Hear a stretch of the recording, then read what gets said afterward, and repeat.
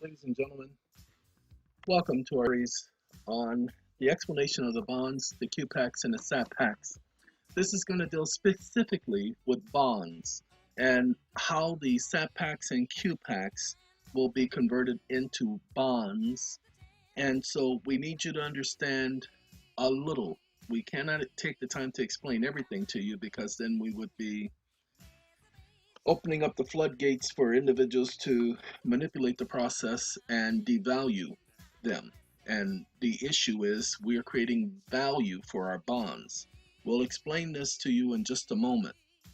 Ladies and gentlemen, we just did a video for everyone on the SATPAC and the QPAC explaining to them about the notice of assignments and the EIN number and how to utilize the EIN number. You're going to see that we're going to be playing music in the background. The music will be tasteful, not tasteless, but it is the design for which you found this information, the site, and we're putting this information together for your benefit. So we ask that you indulge us just slightly and pardon us as we bring this information to your attention. What are bonds? Most people think they have an idea what a bond is. They often hear about bonds. They hear about bearer bonds. And remember, a bearer bond is payable to the issuer. A bond is payable to the issuer. Pay attention to the word that I'm using, issuer. The person who issues the bond is the one who receives the payment. Your QPACs and your SATPACs are bonds. They are not bonds by SATCOMM. They're not bonds by SATCOMM. They're not bonds by any of our corporations. They're bonds by your corporation. Your corporation is the one who is providing the value to your bond. Okay, let's do it this way. Notice the signature on your bond. Notice who the grantor is. The grantor is the issuer of that bond. But now the bond only has the value, follow me, that you paid into it. However, you have loaned that bond to us. It is our job to provide you with backing to that bond in return. So this is the way it will work out. Each of you who have issued a bond to us, the agreement is you received an official copy. That official copy has to remain intact in its original condition. Any type of damage done to that bond will decrease the value of that bond. You will be required to send us that bond in exchange for us sending you a copy, original copy of the same bond. What you were not aware of is when we received the SATPAC or the QPAC back, we had several copies. That's why we sent you 2 copies. One of those copies you have to send back to us, and it has to be in its original condition. The further it is away from its original condition, the further down the value of that bond becomes. We will take the bond that we received from you, we will assign our tax credits to that bond. And when we assign our tax credits to that bond, we'll return it to you. Does that document the total value of the bond? No, because you're free to do with that bond at that moment with the notice of assignment that will be done with that bond. You're free to take it and literally deposit that bond. You'll have to do the research as to how to deposit your bond upon receiving the tax credits. Now notice what Forbes says. Bonds are investment securities where an investor lends money to a company or a government for a set period of time in exchange for regular payments, according to what they're saying there. But that's not true. Bonds are not just secure investment securities where they do it in exchange for regular payments. No, it does not have to be regular payment, but this is an investment security. All bonds are investment securities. Look at the second one, investor.gov. Okay, this is a government website. What are bonds? A bond is a debt security, similar to an IOU. The borrower issues bonds to raise money for investors willing to lend them money for a certain period of time. Let's click on this because this is going to be our definition. No, ladies and gentlemen, I do apologize. The way things are normally done by us is we don't do the research in advance. We just explain the information to you. So what we're going to do, sorry, we're just going to make it just a little bit smaller, but make it big enough for you to see. Again, bond is a debt security similar to an IOU. The borrower issues the bond to raise money from investors willing to lend them money for a certain amount of time. We were always planning on going to 4 years, not beyond 4 years. We are not at the 4-year mark yet, and it looks like we will be going ahead and sending the bonds back and bringing their maturity at a 3-year period. Each bond, depending on the type of bond, we have SAA and we have the SATCOMM and I said SAA, I apologize. The SATCOMM Arbitration Association is not a bond company. I was meaning to say SITCOM, the Securities Investment Trust Commission.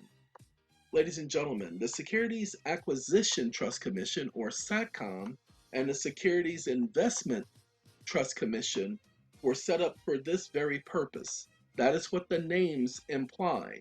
Securities investment, investment bonds, securities acquisition, acquirement bonds. Let's go ahead and deal with the rest of the definition here. When you buy a bond, you are lending to the issuer, which may be a government, municipality, or corporation. In return, the issuer promised to pay you at a specific rate of interest during the life of the bond and to repay the principal, also known as face value or par value of the bond, when it matures or comes due after a set period of time. We were planning on going to 4 years, but again, because the bonds are a taxable event, because they have value, we will be going ahead and issuing the bonds back to each of you at a rate of at the very least, 1 million per SATPAC in tax credits. That's the first thing. Just need you to follow me for the moment. That's at the very least. It depends on the SATPAC. It depends on the value of the bond as to how much, in addition to the 1 million, will be applied to the bond. Second, if the bond is heavily damaged that you return to us, that will decrease its value, and it will depend on the damage. Will it decrease it to 0? Only if there is no bond. The only way it can be decreased to 0 is if there is no bond. We will be assigning CUSIT numbers to these bonds. These CUSIT numbers that we will be assigning will not be on your end. It will be on ours. We created our own bond. You see, that's why we received several copies back. These are not yours. These are ours because we paid for that service. And those will be used for internal use. And we must let you understand, you have the original. Yours bond will have a separate bond number than the bonds that we create. The bonds that we create are for internal purposes because they were an investment, the same as yours was an investment. Once you receive your bond back and the tax credits assigned to it, that will give that bond its value. Remember, it says the issuer promises to pay you at a specific rate of interest during the life of the bond and to repay the principal, also known as face value or par value of the bond, when it matures or comes due after a set period of time. We will be giving you at least 1 million in tax credits per bond.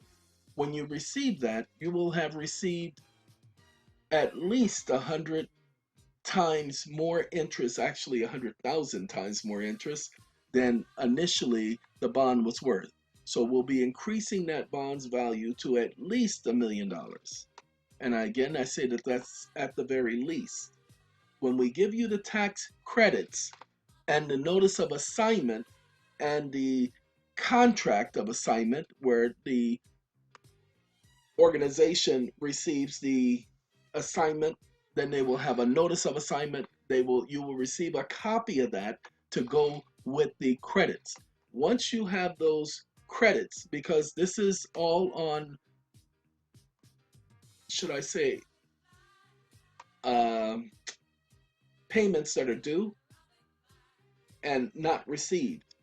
We've waited more than the 6-month period. We've carried the tax credits forward because the law permits us to do that. We're going to assign that tax credit to you.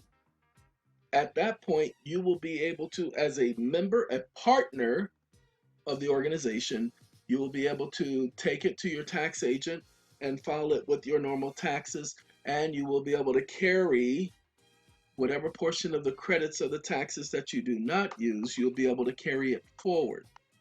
If any of this sounds a little too difficult to understand, please understand this, that over the coming months, we will continue to explain what we can to you. Okay? It was never the intention of the organization to explain anything more than what you see on the website.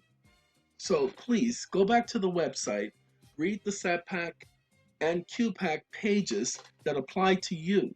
Those of you who have the Defrauded Homeowners of America and you're a part of that group and you've paid into that group, then the agreement that was made originally, that was placed on video, is the agreement that will be complied with.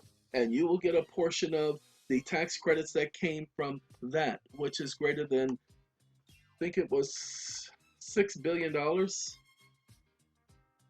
And I'm sorry, it was $798 billion is where it started. $6 trillion is what that contract says. Now, please understand that contract involves well over 150 million people. So when we say $6 trillion, that's the divisible issue. So I just need all of you to understand that it is divisible according to the way the agreement was. But it definitely will be greater than $5 million per person in tax credits. We're working out the math now. Please be patient with us because we are having to do this without a lot of help because there's not a lot of people who have knowledge of this, not a lot of people who've ever done it before, and we're trying to get there. We do appreciate all of your patience, assistance, and we thank you for taking the time to be involved in the SATPAC projects. And we say to you, if there's anything we can do in the future to help, we will do the best we can. We cannot answer all questions, but we can answer your basic questions regarding these things. Ladies and gentlemen, we do want to thank you for being a member, being a part, being involved in the SATCOMM adventure and the sitcom endeavors. And may all of you please have a very good day. Goodbye.